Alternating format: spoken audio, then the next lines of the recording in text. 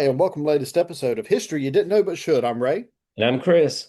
And when Americans think about July 4th, we generally think about, the Declaration of Independence, and we just passed the 250th anniversary on the Declaration of Independence. And of course, July 4th, 1776 was the day the Second Continental Congress approved the Declaration of Independence. But July 4 has some other remarkable happenings in our history. It's also the anniversary of the deaths of three presidents and two founding fathers. And Chris, some of our listeners probably know two of them, but I doubt many of them know the third one. Yeah, and that's the thing when you start thinking about the 4th of July, you start thinking about nation's history and all that was going on, and then you come upon this really historical event, and what some people see as a remarkable coincidence, if you will, that not only do you have these founding fathers dying on the celebration of America's independence. But then you throw in James Monroe, the third president, dying on July 4th. And finally, that it all happens on the 50th anniversary of the Declaration of Independence. It really just is very striking to the point that Alexander Hamilton was the one who even said, this is a coincidence that has no parallel.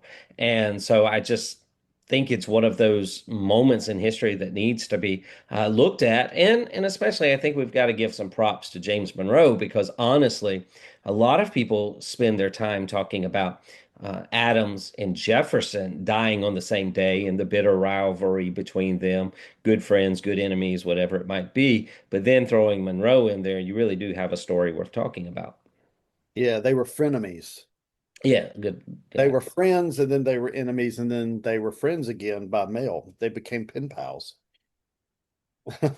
Which and their letters are really interesting to read because they had such diametrically opposing viewpoints on how the country should be formed, how the country should be founded, and I remember that Jefferson, who's gone most of this time, he's over there in France, and when he comes back, he's like, "What did I miss? Oh my gosh, Yeah. how did you screw this up so much? I've only been gone for a little bit."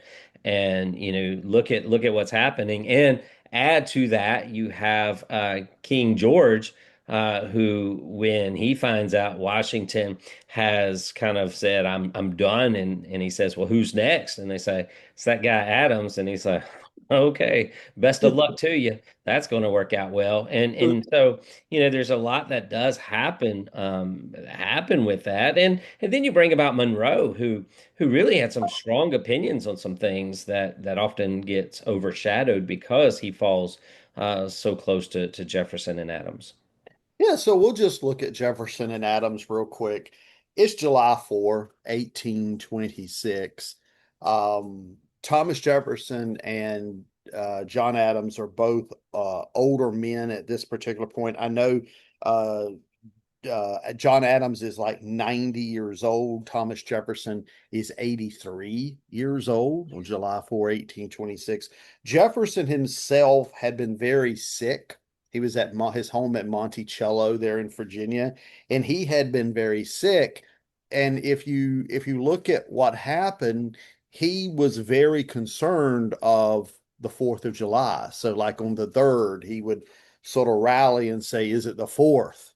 And they would say, "No, no, it's not the 4th." And then the 4th came about, and thus you have his final words, "Is it the 4th?" And he died, or I guess around noon, on July 4th, 1826.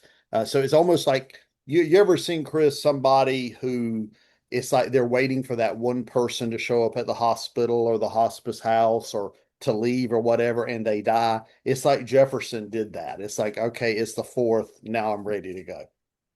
Well, and I think this you're not the only one that kind of thinks like that, and when it comes to this death and dying. And we say coincidence because, this is one of those historical events that has been researched as well as studied. And there's an interesting article that's been written about them dying, specifically Adams and Jefferson dying on the same day, and evaluates the circumstances. And is it mere coincidence? Does it just happen? Is it divine intervention? That as Daniel Webster even alludes to this in the eulogy that he gives, that how interesting it is that on the very day that we celebrate our nation's independence on this 50th year, that the he uses the word providence, I think, but that the God who bore Adams and Jefferson, we'll include Monroe, who created this America, opens up heaven's doors to welcome in these two individuals on that same day. And there's a lot that is there. But Ray, I want to go back to something you said, and I just think, is it possible, as you mentioned, kind of waiting for these things to play out, that this willingness to die on that day, to be remembered in that way, something to be said about that.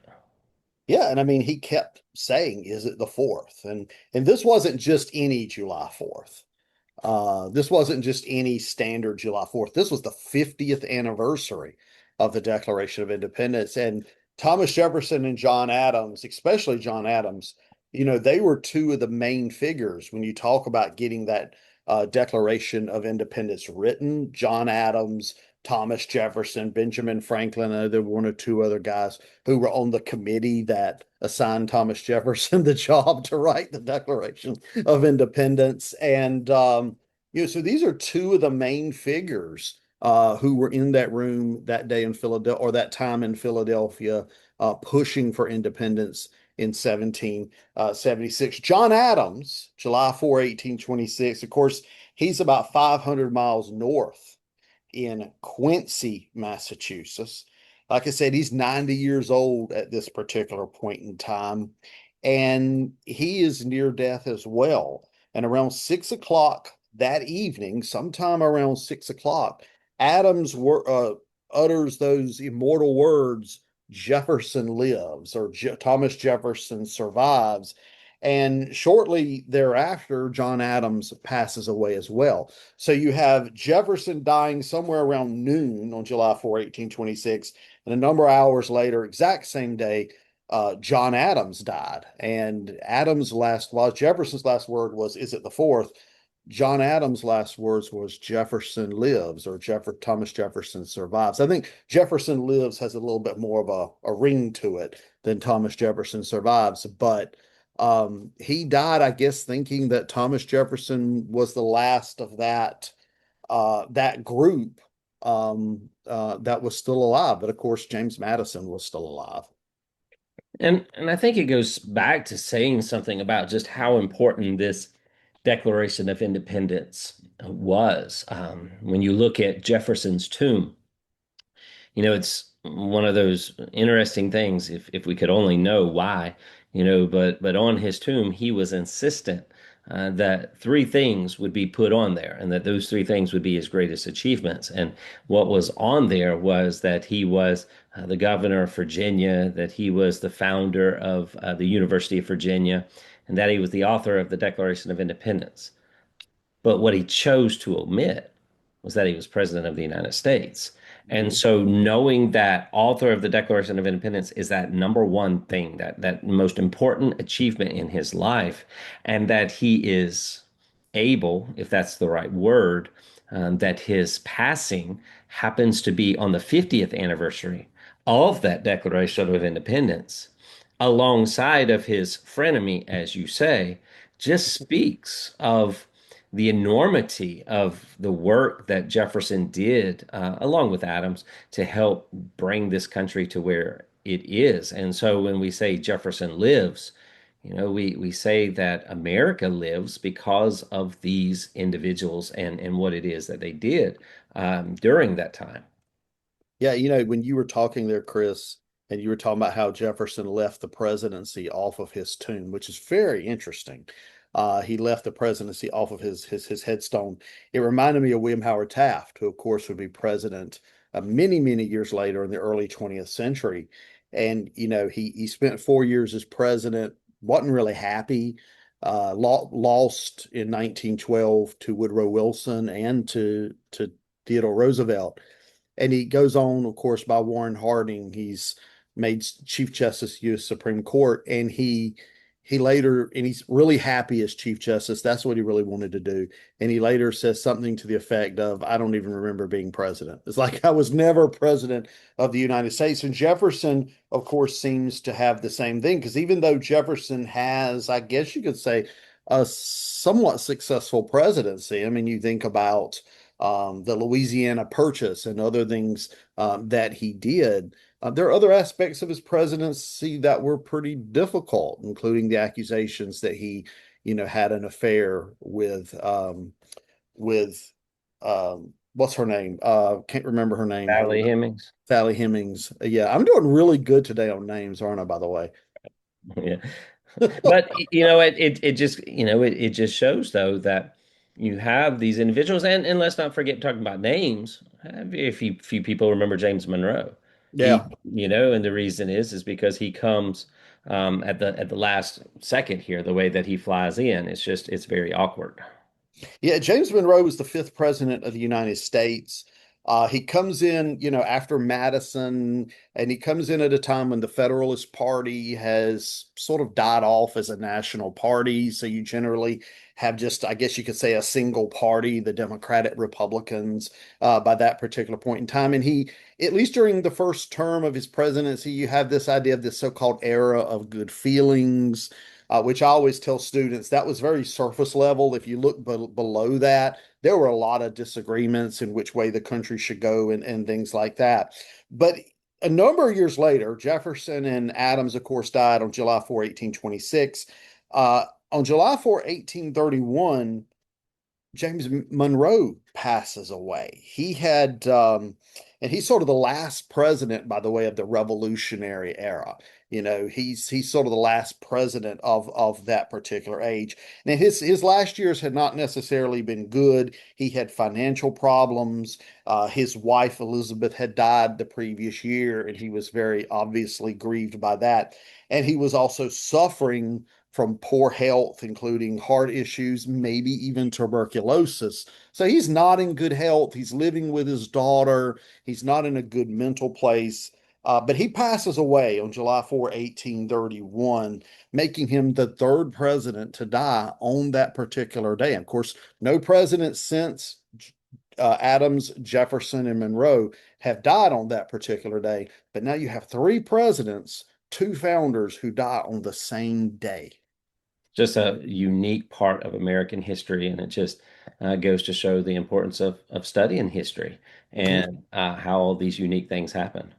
Yeah, and one thing I wanted to say, John Quincy Adams, after his father died, John Adams, he said this, quote, "The time, the manner, the coincidence with the characteristics of the day and with the death of Jefferson are among the most striking wonders of the age. It is a coincidence of circumstances so unexpected, so extraordinary, that it is impossible not to see in it the visible finger of God," end quote. So even Adam's own family, his own son there, is saying, "This is amazing that these two guys, Jefferson and Adams, pass away on the same day." And of course, just what, 5 years later, James Monroe is going to die on the exact same day. So it's a fascinating thing.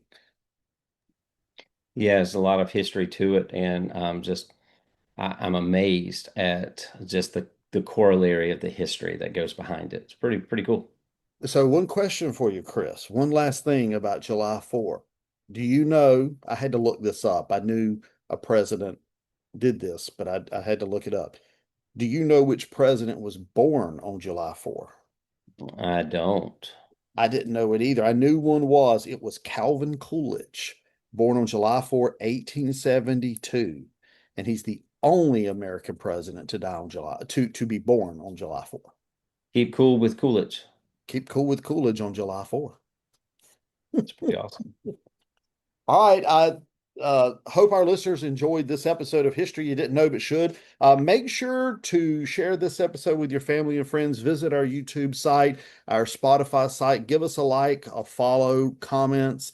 Share this podcast with your family and friends. It always helps. Until next time, I'm Ray. I'm Chris. We'll talk to you later.